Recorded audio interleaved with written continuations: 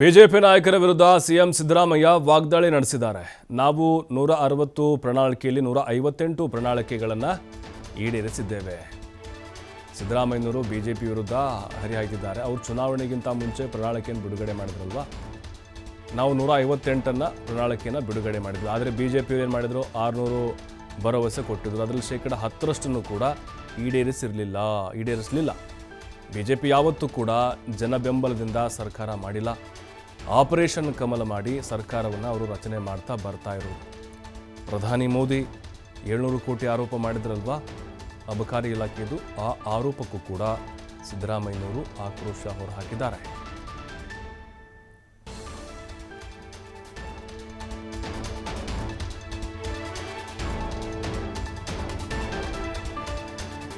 ನಿಮಗೆ ಜಂಬಕ್ಕೋಸ್ಕರ ಹೇಳ್ತಾ ಇಲ್ಲ.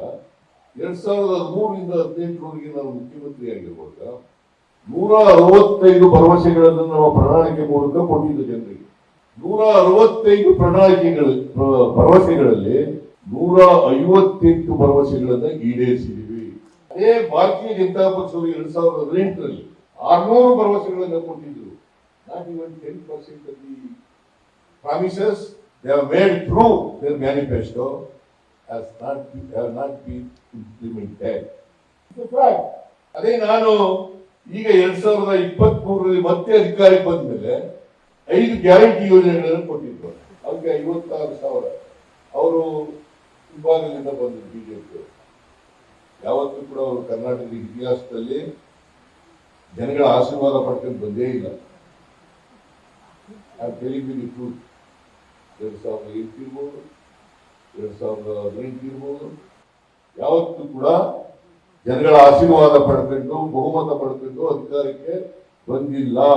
ಸರಳ ಬಹುಮತ ಪಡ್ಕೊಂಡು ಅಧಿಕಾರಕ್ಕೆ ಬಂದಿಲ್ಲ. ಈಗ ಭ್ರಷ್ಟಾಚಾರ ಮಾಡಿ ಶಾಸಕರನ್ನ ಕೊಂಡುಕೊಂಡು ಆಪರೇಷನ್ ಕಮಲ ಮಾಡಿ ಅಧಿಕಾರಕ್ಕೆ ಬಂದಿಲ್ಲ.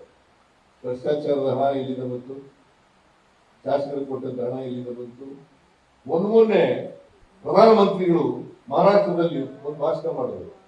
ಸಿದ್ದರಾಮಯ್ಯನವರ ಸರ್ಕಾರ 700 ಕೋಟಿ ರೂಪಾಯಿಗಳನ್ನ ಎಕ್ಸೈಸ್ ಡಿಪಾರ್ಟ್ಮೆಂಟ್ ಇಂದ ಭ್ರಷ್ಟಾಚಾರ ಮಾಡಿಬಿಟ್ಟು ತಗೊಬಂದು ಇಲ್ಲಿ ಮಹಾರಾಷ್ಟ್ರದಲ್ಲಿ ಹಂಚಿಕೊಂಡಿದ್ದಾರೆ.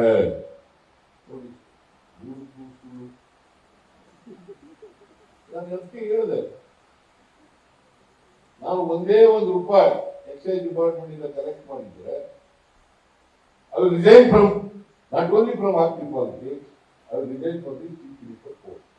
ನಾನು ಇವತ್ತು ನಿಮಗೆ ಜಂಬಕ್ಕೋಸ್ಕರ ಹೇಳ್ತಾ ಇಲ್ಲ. 2013ರಿಂದ 2018ರವರೆಗೆ ನಾನು ಮುಖ್ಯಮಂತ್ರಿ ಆಗಿದೆ.